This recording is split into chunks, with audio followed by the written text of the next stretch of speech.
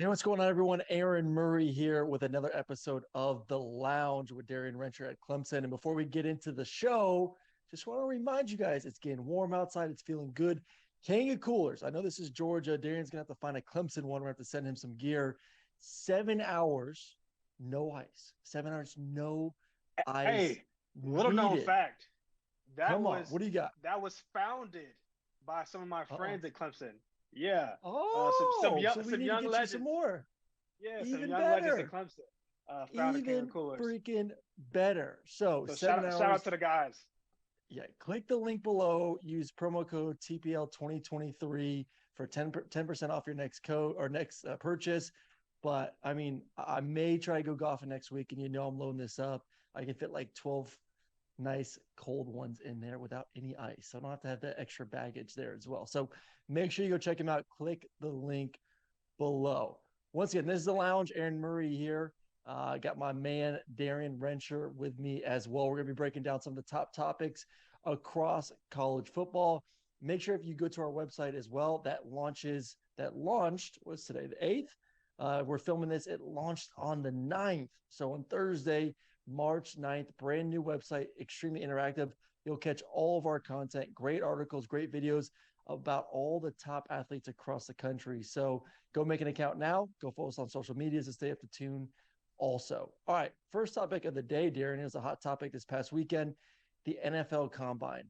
Yeah, let's get into And it. the question is, do you believe it? Do you not believe in it? Is it worth it? Do you draft off the tape? Do you draft off the measurables? What's your initial reaction on what does the combine mean? It definitely means a lot. Like obviously, in this game, unlike other sports, like you can't just go simulate football. Like in basketball combines or baseball combines, you can simulate the game in some form or fashion. You're not just going to put on pads and have people rush at you or going to tackle somebody when you're getting ready for the draft because that's our sport's very injury prone in a sense. So I mean, you have to go off something. I think a lot of these times, like guys can really help themselves in the combine. Just passing the eye test, I think that's a big thing. I ain't gonna say it's always accurate, but it is a big thing as far as like when GMs, these scouts are looking at guys and see how they look up close. And then at the end of the day, especially for skill positions, speed kills. And so they want to see these guys run fast. So I mean, obviously the 40 is a good indicator to a certain extent. Like obviously you have speed that you think translates. There's also guys that you've seen the game tape and you know they're football fast. So that's what I would say. Mm-hmm. I would say guys can definitely help themselves, but at the same time, I would say the tape never lies. There's guys that run 4.5, 4.6 at skill positions, but they are gamers. You know, they can really get in the game, make big plays, make separation. So I definitely think there's definitely value in it, but at the same time, the tape should be the most like the best indicator of what a guy can do. No, listen. I knew Anthony Richardson was fast. I knew he was big. I knew he was strong. I knew he Right. could launch a football 80 yards. I didn't need to, put him in some tights to let me know that he could run a 4.4.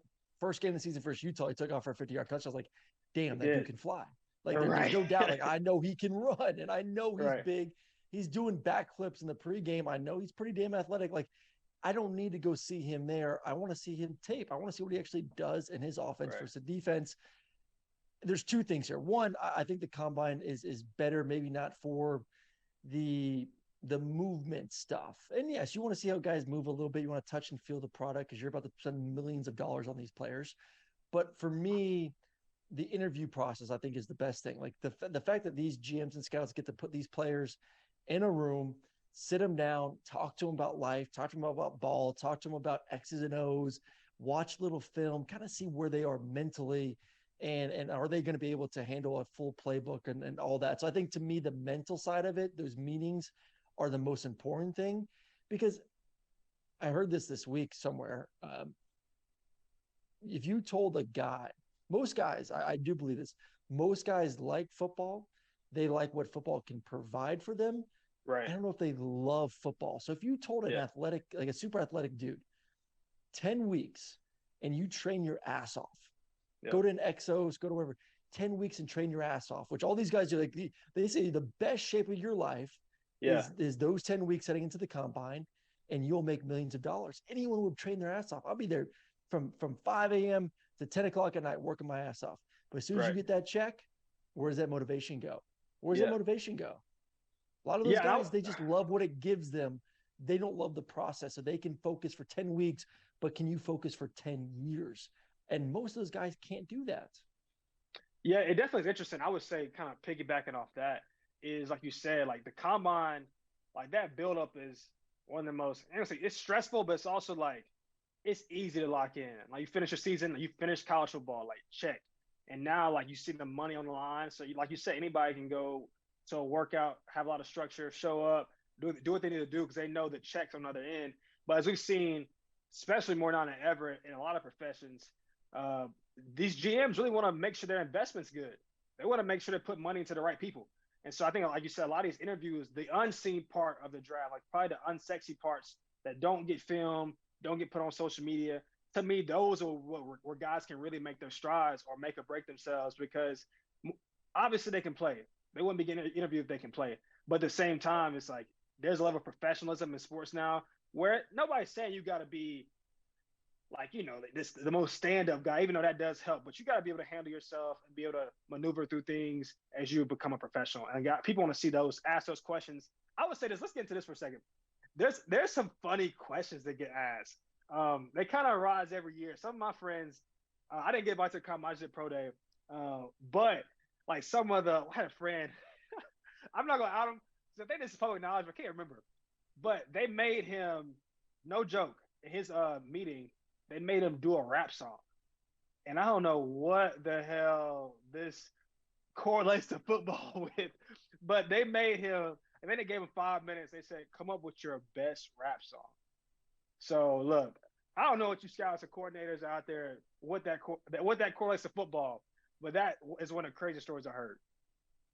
Dude, my combine, it was interesting because I was hurt, so I tore my ACL. So most of a lot of my meetings were X's and O's. They wanted to get me on the board, but I couldn't. I was in Indianapolis, but I couldn't go to.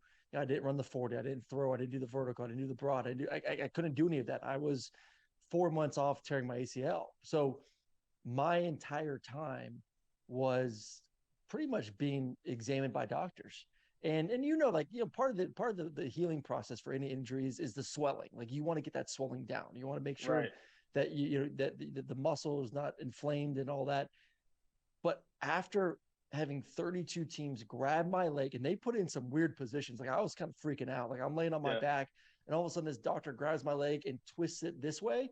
I was like, what the hell is this dude doing? Like I just tore my ACL 4 months ago, and like they're gonna make sure the next dude. They're gonna make sure that the they next gonna guy, make sure the next guy, the next guy.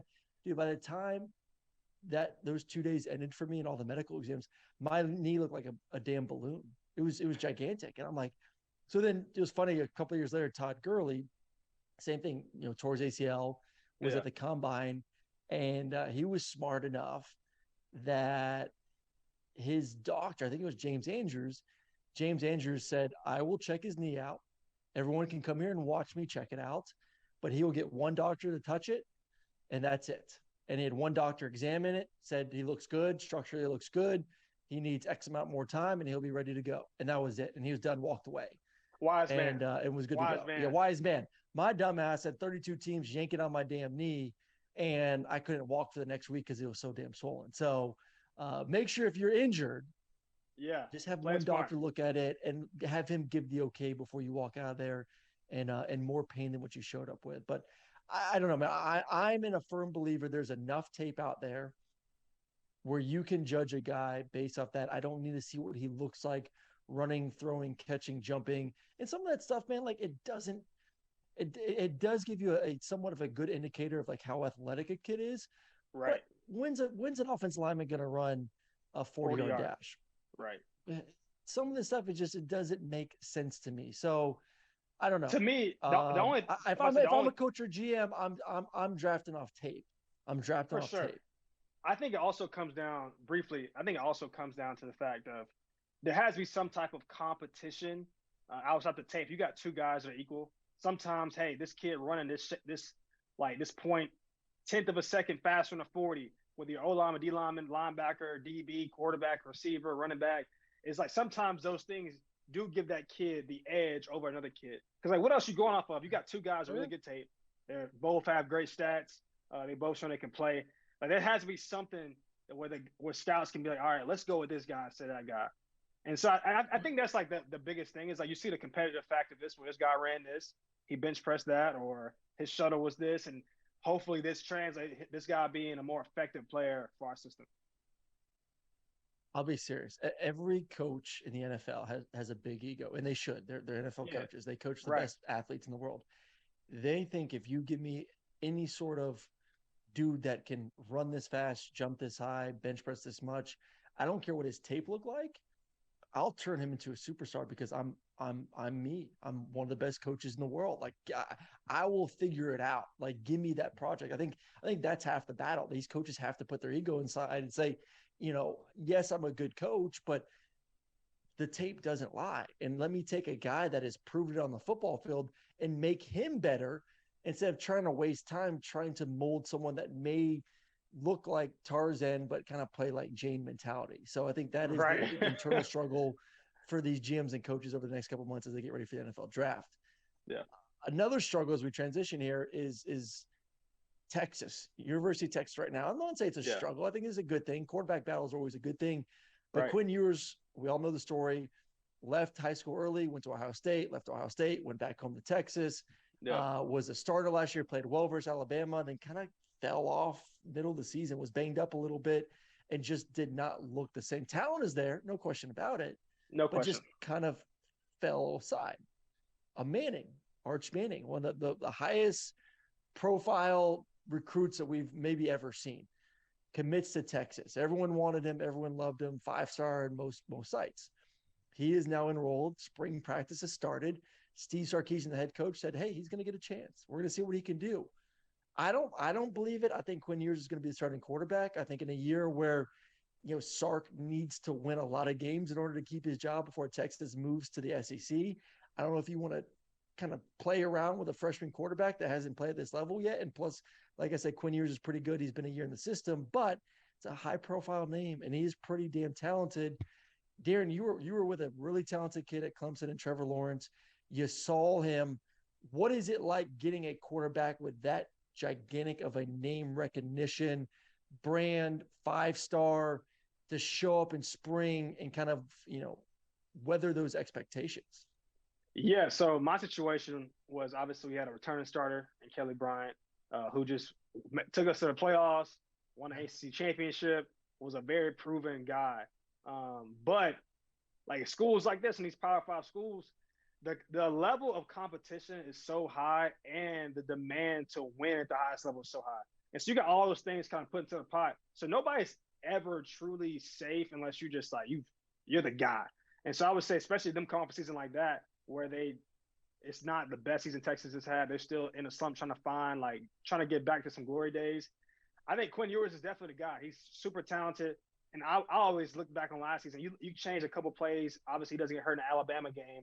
It would have been very interesting to see just how that played out. I thought that could have changed the trajectory of their season a little bit. So, very proven guy, Quinn. Yeah, I feel like his teammates love him. He's definitely made some big plays and big time moments. But I will say, this is important. I don't know how long that leash is. And when I say that, I think he can grow his leash if he comes out the first couple games and is on fire and they're rolling and they're winning and people down in Austin are feeling good about everything. But at the same time, it's like that leash can get really short if a couple of those first couple games things aren't clicking. And in the back of everybody's mind, that's really the biggest thing. You have a guy like that, like in my situation was Trevor, and that situation is Arch. Is it just puts a lot more pressure, a lot more narratives out there when things are going bad. It's like, and whether that is actually works or doesn't work, it's like people just want to see something. So things aren't going right. They're like, put the next guy in. We got all this hype. Let's see if he can do it. And that was kind of our situation. Things weren't clicking great, and you kind of was like, all right, let's see what Trevor can do if he gets in there. And the rest is kind of history. So I don't really know on this particular situation what's going to happen. But like I said, I think Arch is in control of how long his leash is throughout the season. And then, like I said, there can be moments where if it's not looking good, people are going to be calling for Arch for sure. Oh, yeah. Oh, yeah. So I as being a quarterback, I don't know.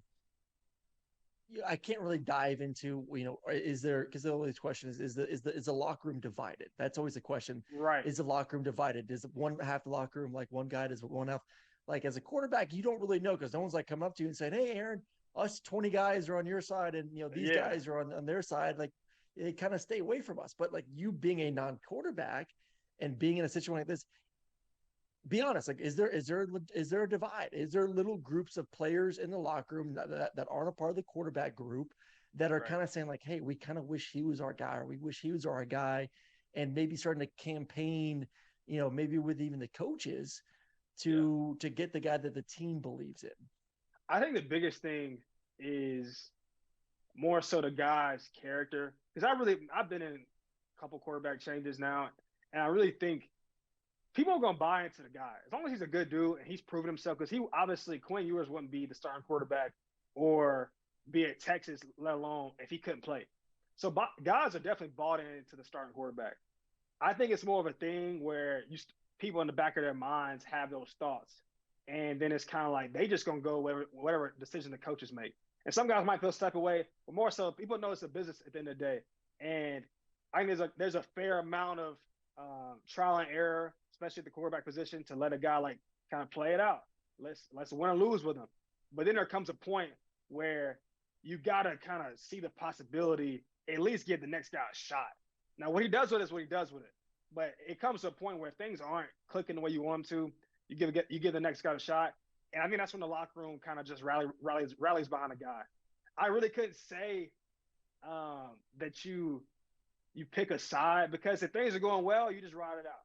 But it's the moment when things aren't going well, you kind of in the back of your mind like, all right, let's see what the coaches do, and then you make your decision. It just, in my mind, I kind of see like the receivers huddling together, like, damn, I wish we had so and so. I wish we had Manning. No, it might come up. I think too. It makes it.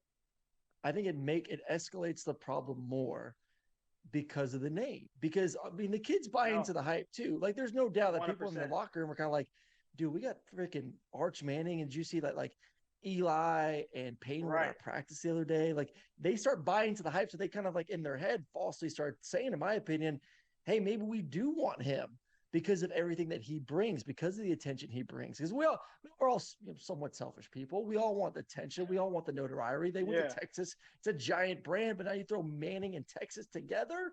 I mean, my goodness, that's like, wow, beautiful. Yeah. So the players, I guarantee you, those players are buying into the Manning hype as well. And I don't think that's good for Ewers, but man, you said it best. Like, you will be the starter as long as you don't mess it up. As long as you don't go out there and just crap the bed, you will be the starter. But as soon as things start going down south a little bit, it's gonna be in the back of everyone's mind. Let's go put in, Eli and Payne's nephew and see what he can do out there on the football field. So it'll be interesting, one that we will stay on top of throughout spring. Sure. And this one ain't gonna go anywhere as they head into their next season, especially because it's gonna be a big year for Steve Sarkisian. Expectations are high heading into year 3. I want to touch on this since we're on the SEC a little bit. Future SEC team, Texas. SEC, it's going to be different. New scheduling. You're going to have 3 consistent, what it looks like 3 consistent teams you will play every year, and then you will rotate between 6 every other year. So you'll get to play a lot of games. It's great for the players, great for the fans, get to go to new locations every other year. It's awesome. Great for the conference. The question is now, what is your 3 teams? What is Georgia's 3 teams? What's Alabama's 3 teams? What's Texas' 3 teams going to be? All that. So there's been a couple mocks that seemed they look pretty darn good. Well, one came out where Alabama and Nick Saban were not too happy with it. It had Alabama facing every single year Auburn, LSU, Tennessee.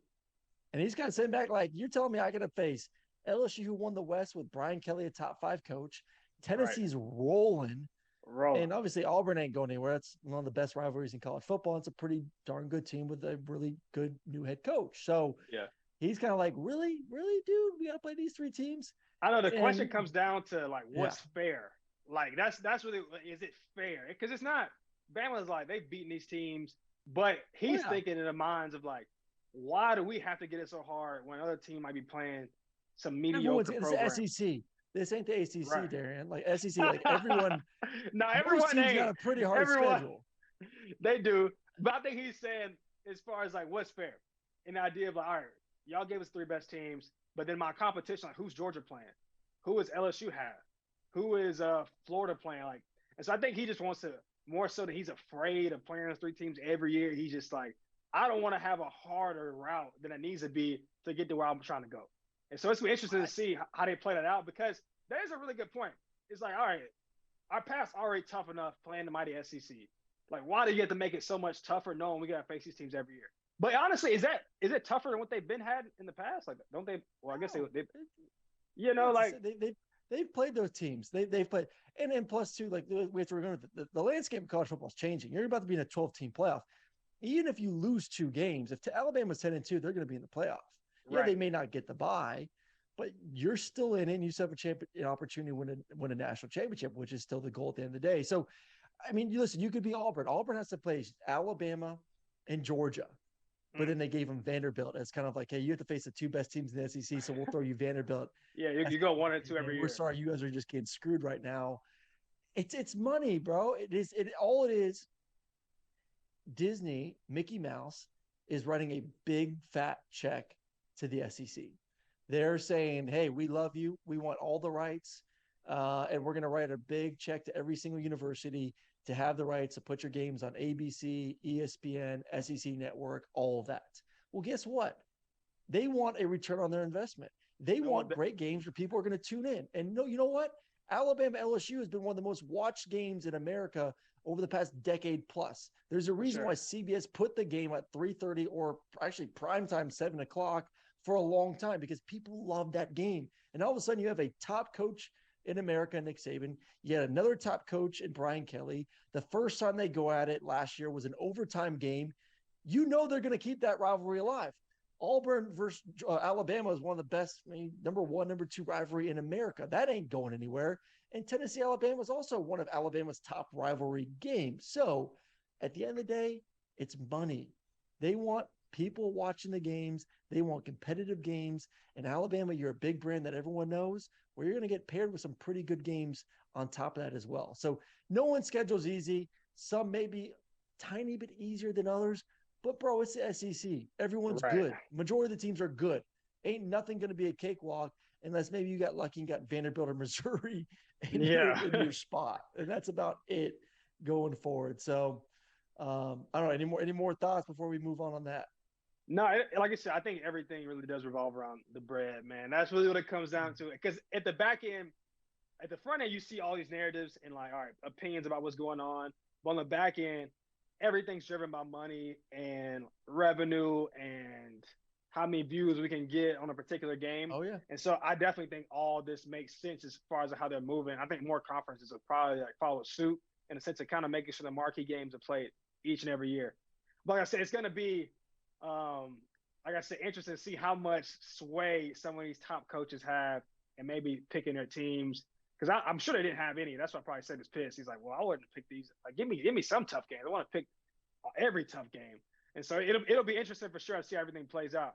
I think the SEC will probably be kind of like the guinea pig for this kind of model. So I think a couple other conferences are moving to this model, right? Oh yeah. I think there's a couple of conferences with 9 and listen, the whole landscape is going to change. Pac-12. We hit on a little bit last week, so make sure you go check out that show. The Pac-12 right now is not in a good position for their schools. Maybe leaving to go to the Big 12 or Big 14 because they're going to be a little bit bigger. So everything is going to change. These conferences, and look at these conferences, it ain't done yet. So just strap in. College football is pretty darn excited. All right, last thing before we let you go, the NIL, the whole thing is it's really force universities to kind of take a step back. How do we give our players the best way to go out there and make money and build on their name and image? And just make money. I think that's where we get a little bit confused with too. How can we help them build their brand? I think to me that should be these kids' focus. If I can build my brand in an authentic way and that can match up with certain brands out there to get me paid, then that's a smart deal. And that's a deal that can last a lot longer instead of just being essentially greedy, taking anything that flows in your direction. So how can we help these kids build their brand authentically, which we help do here at the Players Lounge, to then turn around and help them grow as a human being and then make some money in return? So Clemson comes out with a whole new NIL factory when it comes to brand building for these kids. I'm going to let Darian jump into it a little bit more. he's kind of seen it, touched it, felt it, seen the plans, all that. Been really excited for it to jump out. So Darren, kind of let us know what's going on at Clemson. Yeah, here my first. Like you said, something really great that I really agree with. I think a lot of kids need to hear this out there, especially when it comes to NIL. The money follows your brand. So like healthy things grow. So if your brand is healthy, your brand is growing, the money is going to follow the brand. And so I think a lot of people go wrong. They thought just because you're allowed to make money, you'll make money. But if you don't have a good brand, you're not going to make any money. And your brand is your performance, but it's also things you do off the field, the things you engage with, how you use social media, all these things kind of culminate to make your brand what it is. So kids out there, look, if you want to make money, be serious about building your brand. Like, and that could be in any and every way you think of doing that. But I think putting yourself out there, utilizing social media, utilizing the tools you have around you to build your brand, and the money's gonna come.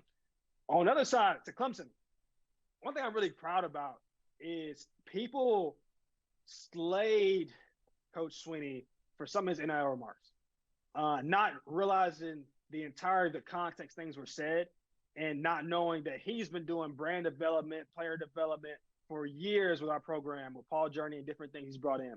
And so this to me is like the exclamation point, drop the mic moment where he's saying, look, we've been doing this and we're doing better than anybody else. So we're going to dedicate millions of dollars to a facility where you can do everything. You can do your brand deals here. You can record podcasts, record content. Our interview sessions before and after practice, before and after games are going to be elite, top notch, where now you can get your social handles put behind everything you say. Like every and anything you need to maximize your brand while you still got the paw on your chest is we'll give you every opportunity to do that. And it's still up to the kids to buy into it. But at the same time, it's a lot easier to get things done, build your brand when it's as accessible as it is at Clemson. So shout out, I think Clemson is once again up in the arms race as far as like college football, because it's gonna be really interesting to see once we with the locker rooms. Everybody was like, how can we get a state-of-the-art locker room? I think the next thing you're gonna see are studios like this built out for NIL, because it's one thing to say, hey, we want to make sure you're successful in NIL. It's one thing to put up money and give you the resources to do it. Now, Clemson definitely making a big wave in that. All right, well, we appreciate it. Thanks for tuning in. This has been another show of The Lounge. Make sure Kanga Coolers, Darian's guys. Shout out to them. 2023, use the promo code, hit the link below. Go get yours as it gets warmer and warmer. And we will be back next week with another great episode of The Lounge. See y'all next week.